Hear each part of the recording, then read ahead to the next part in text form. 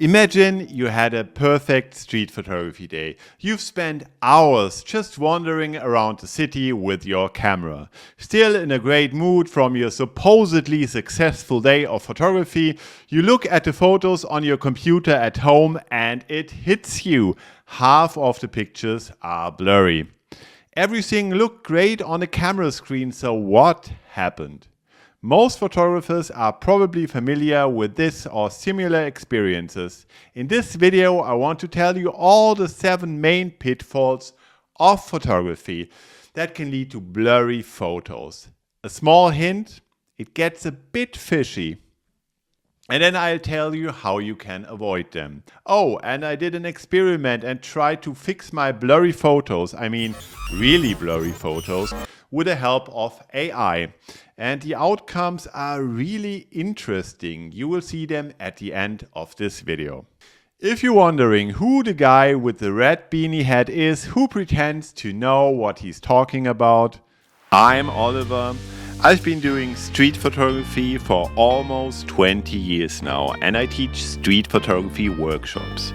If you want to see a new video purely dedicated to street photography every week that motivates and helps you, please hit the subscribe and the bell button. And now let's jump straight in with the first reason why your photos are not sharp. Many street photography walks look like this. You walk along a busy street and photograph interesting people who come towards you. In good light during the day, this is not a problem because you can use very short exposure times to ensure that your subjects are always in focus. At 1/500, you are on the safe side in most situations. But when it gets darker, you need to pay more attention to the stabilization of your camera. The best way to do this is to lean against the wall and tighten your camera strap. And now, hold your breath and take the shot. Photos taken like this should be sharp even without a camera with built-in stabilization if the shutter speed is below 1/60. So the basic rule is the brighter it is, the shorter the shutter speed can be without having to increase the ISO too much or shoot wide open. When it gets darker, you should take care to avoid camera movements as much as possible and not exceed an exposure time of 1/30. And if you have a good built-in stabilization, 1/15 will also work in many situations. If you're walking at normal pace and the people coming towards you are not running, then a shutter speed of 1/500 is normally sufficient. However, there are 2 exceptions where this is not the case. When people are running or riding past you on a bicycle or motorbike or coming too close to you. This can look like this then. If people are moving fast, you have a few options. Either you start running as well and will maybe have some interesting conversations with the police, or you can pull the camera along and get a nice motion effect while keeping your subject in focus. This could look like this. But if people come pretty close to you, like in a narrow alley, then you have to make your shutter speed faster, preferably to 1/1000 or to 1/2000 in order to be able to get a sharp image of the people walking past you. If you're shooting in automatic mode or aperture priority, settings such as ISO and exposure time are determined by your camera. The darker it gets, the more the camera will increase these values. If the exposure time is too long, the images will be blurred due to motion blur, just like this example here. So please make sure that you shoot with a larger aperture, like 2.8 or 3.6, especially during evening walks and with moving objects. For moving objects, you should use a fast autofocus. If you shoot in automatic or aperture priority in the evening, your camera will increase the ISO values. At values above 6400, the images will mostly appear a bit blurred due to the increased noise. Just take a look at this example here, shot with ISO 12800 on my Fuji X100V. I would make sure that I wouldn't push the ISO values of the camera to the limit, even in the evening. Most cameras allow you to program individual modes. For example, I have a mode on my Fuji cameras for nighttime photography that goes up to maximum of ISO 6400 and shutter speed wise 1/125. This allows me to react quickly in situations where I need to shoot fast without having to constantly readjust my settings.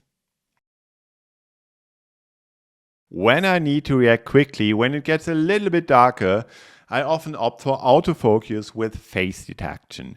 Yes, I know all the purists will scream now, but for me it's the result that counts. With most cameras today, the autofocus is fast enough and pretty reliable, but you still leave a certain amount to the camera to decide what it focuses on. And sometimes that may not be what you wanted, just like on this example here. An alternative here is zone focus. To do this, you set a certain distance on your camera in manual mode. I usually go for 1 meter or 1.50 meters. I use a smaller aperture such as 11 or 13 and an exposure time of at least 1/250 so that everything further away than 1 meter or 1.50 meters is in focus. Working with zone focus allows you to react incredibly quickly on the street and get sharp images without autofocus. For me, this is the absolute basic setting in street photography, at least during the day. Especially when you take photos with autofocus, you can sometimes end up with blurred or incorrectly focused photos. When it comes to pictures that are not so easy to reproduce, so if you are taking photos on your trip to Japan or Cuba, you should use the burst mode of your camera in case your camera has one.